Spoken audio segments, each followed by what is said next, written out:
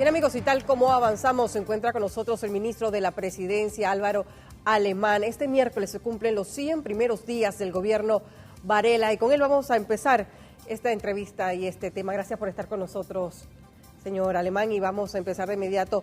¿Qué debemos destacar de estos primeros 100 días de la administración de Varela? ¿Qué ejecutorias destacaría usted hasta este momento? Bueno, yo destacaría por el lado de las ejecutorias el hecho de que hemos cumplido con promesas puntuales de campaña, como es el tema del el control de precios de emergencia en 23 productos de la canasta básica familiar. Hemos cumplido con la promulgación de la ley de 120 a los 65, la promulgación de la ley de la beca universal. Hemos cumplido también con el inicio del programa de sanidad básica de 100% agua potable, 0 letrinas. Hemos cumplido también con los primeros pasos para la renovación urbana de la ciudad de Colón, un tema que en el cual ya se está trabajando. Y ya también hemos cumplido con o hacer público los pliegos de la licitación de la línea 2 del metro. O sea que hay temas puntuales con los que estamos cumpliendo. Y por el lado de la renovación institucional, por decirlo, porque nosotros nos ha tocado por un lado ejecutar nuestro plan de gobierno y por el otro lado ver el desastre o hemos heredado un desastre en materia institucional y hemos tomado medidas concretas. Se han revocado contratos, como el caso de los estacionamientos del aeropuerto, el caso de la basura en el aeropuerto, el caso de Buco Millonario, para mencionar algunos, porque eran contratos onerosos y lesivos para los intereses del Estado, contratos que se hicieron para favorecer a particulares. Y por otro lado estamos ya también en los temas de denunciar actuaciones irregulares con las que nos hemos encontrado. A la fecha hemos interpuesto como órgano ejecutivo 15 denuncias ante el Ministerio Público de diversas irregularidades que hemos encontrado en el ejercicio de estos primeros 100 días de gobierno.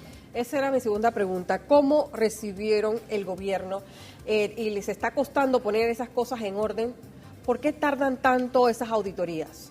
Bueno, es que tenemos casos como por ejemplo, casos que son un verdadero desastre, como el caso del proyecto de riego de Tonosí, en donde se han desembolsado 39 millones de dólares a un contratista sin que el Estado siquiera tenga un metro de los terrenos que necesita para hacer el proyecto de riego. Entonces, hay que entender que ese no es un tema que se puede arreglar de la noche a la mañana.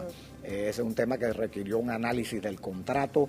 Todavía se está en ese análisis, se ha hecho una presentación ante el Consejo de Gabinete, pero se van a tomar medidas en cuanto a contratos de esa naturaleza porque el Estado no puede proseguir con una contratación que a todas luces es nociva y además de imposible cumplimiento, porque los propios moradores del área están en contra de un proyecto de esta naturaleza y forzar el proyecto traería evidentemente consecuencias de índole social, traería un malestar social muy grande en las regiones de Tonosí y Macaracas. Ministro, sin que esto signifique intervención de un órgano del Estado a otro, ¿qué se debe hacer para enfrentar la crisis de nuestro sistema de justicia en estos momentos? Bueno, nosotros recuerde que efectivamente somos respetuosos de la independencia de los poderes del Estado. Lo que yo sí le puedo señalar es que el ingeniero Varela en los 5 años va a tener la oportunidad de nombrar 4 magistrados de la Corte Suprema de Justicia y tenga la seguridad que esos nombramientos van a ser muy diferentes a los nombramientos que hizo el señor Martinelli. Nosotros vamos a nombrar profesionales del derecho que están comprometidos con la justicia, con impartir justicia de manera imparcial y no comprometidos con favorecer intereses particulares, que fue el caso lamentablemente de magistrados nombrados por el señor Martinelli. Nosotros, ¿qué podemos hacer por la Administración de Justicia? Por ejemplo, no interferir en la Administración de Justicia. No hacer llamadas. No hacer llamadas. De presión.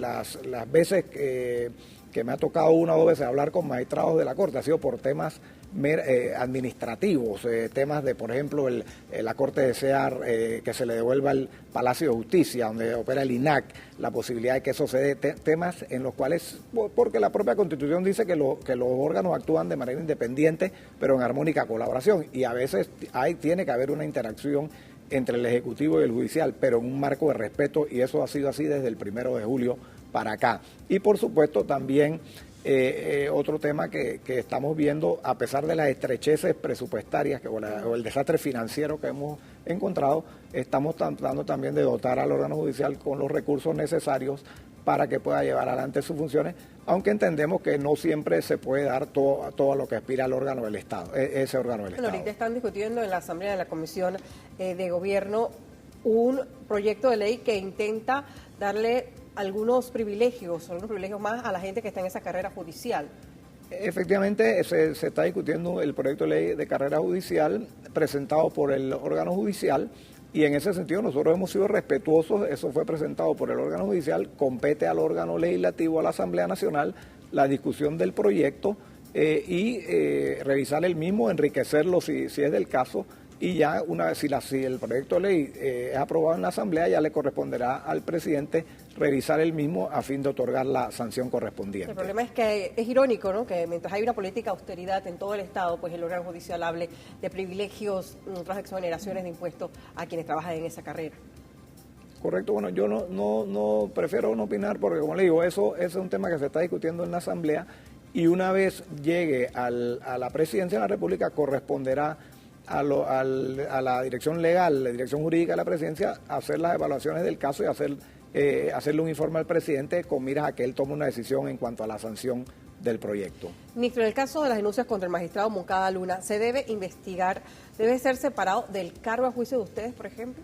Bueno, ese es un tema que corresponde igual al órgano legislativo. Ya se ha anunciado por parte del Colegio de Abogados y por la Alianza Ciudadana por la Justicia que van a presentar unas denuncias en el día de mañana, y corresponde al órgano legislativo evaluar esas denuncias y decir si las admite o no, y si las admite, darle el trámite conforme a las normas legales correspondientes. Nosotros como órgano ejecutivo tenemos que ser respetuosos del debido proceso y respetar la decisión que tome el órgano legislativo. Ciertamente que hay una aspiración, sentimos en la opinión pública, a que este tema se revise, y lo cierto es que llama mucho la atención pues la compra de estos dos inmuebles por parte del magistrado, y estimamos que las explicaciones que ha dado el magistrado son bastante endebles, bastante pobres, pero vuelvo y repito, ese es un tema que le compete a la Asamblea Nacional revisar el mismo. El presidente Varela se reunió este fin de semana con un grupo de diputados del PRD. ¿Cuál fue ese propósito de esa reunión? Se ha criticado que no fuera con toda la bancada. Se dice también que hubo algún tipo de negociaciones, ministro. Mire, volvemos a lo mismo. Entre el órgano ejecutivo y la Asamblea Nacional siempre va a haber interacción, porque eso es inevitable. Pero nosotros como gobierno no estamos en un plan de darle partidas a los diputados, ni estar promoviendo que diputados brinquen de partidos. Nosotros no estamos promoviendo el transfugismo. Es natural que un órgano político como es la Asamblea Nacional se va a comunicar o va a discutir los problemas nacionales con el Ejecutivo. No es la primera vez que hay una reunión entre representantes del Ejecutivo y diputados. Eso es normal en nuestra democracia. Ya el presidente Varela, como él mismo dijo hoy, ha tenido reuniones anteriores con diputados. En esa reunión, yo no estuve presente en la reunión, pero lo que se me informa es que se hablaron de diversos problemas nacionales y diversos temas de la agenda legislativa. Pero, vuelvo y repito, nosotros no estamos dándole partida a los diputados, ni estamos forzando a diputados a cambiarse de partido. Como señaló el presidente Varela, él va a trabajar con todos los panameños, y si en un circuito X o en un distrito tal hay una obra que es en provecho de la comunidad, la vamos a hacer como gobierno, independientemente de que si el diputado o el alcalde o representante es de X o Y o Z partido. Ahora, señor ministro, lo que llama la atención es que si no era secreta, si era tan normal esa reunión, ¿por qué estos miembros del PRD no le avisan al jefe de la bancada, por ejemplo? Sus otros copartidarios dicen que se sorprendieron al saber de esta reunión. ¿Y por qué hubo como tanta molestia dentro de los otros integrantes de la bancada? Mire, yo no conozco las interioridades de la bancada del PRD, no entiendo por qué hay la molestia. la reunión fue en la Presidencia de la República. Si hubiera habido la intención de hacerla secreta, el último lugar donde se hubiera hecho la reunión hubiese sido la Presidencia de la República. Pero ya el presidente Varela se ha reunido anteriormente y en el caso mío también yo me he reunido con diputados del PRD en ocasiones y también lo ha hecho el presidente Varela. No es la primera reunión. ¿Por qué esta reunión causó tanto malestar? Yo honestamente diría, ese es un tema que tendrá que preguntárselo a los internos de la bancada del PRD. Nosotros en ese sentido somos respetuosos de lo que pasa en otro partido. Interioridades. Ustedes dicen que no están ofreciendo nada, mucho menos, ni hablar de transfugismo. Sin embargo, ¿ellos sí llegaron a pedir algo? No, vuelvo, repito, yo no estuve en la reunión. La información que tengo es que se discutieron temas atinentes a la agenda legislativa. A los diputados se les ha explicado, tanto a los del PRD como a los de la bancada oficialista, que nosotros como órgano ejecutivo con mucho gusto atendemos peticiones de obras que ellos quieran hacer en su circuito, porque es legítimo que un diputado pida obras para su circuito, acueductos, alcantarillado, una obra vial. Eso es parte de la función de un diputado, pero siempre y cuando el Ejecutivo sea el que lleve adelante la obra. El problema está, como se dio en el gobierno anterior, es que la plata se le entregaba a los diputados, y eso no lo vamos a repetir. Entonces, en ese sentido, es natural que haya discusiones con los diputados y es natural que ellos presenten las necesidades de su circuito, pero siempre dentro de un marco de respeto a la ley. Ya para terminar, y bien rapidito, ¿el presidente tiene candidato a la Contraloría? Mire, ese tema hay que señalar que corresponde a la Asamblea Nacional el escogimiento del Contralor General de la República. Sí. Y el presidente ha sido muy claro en eso. Por ahí surgen nombres, que si este nombre, que si el otro nombre. Mire, es quienes tienen el deber y la obligación de elegir al próximo Contralor General de la República son los señores diputados miembros de la Asamblea y ellos harán la elección.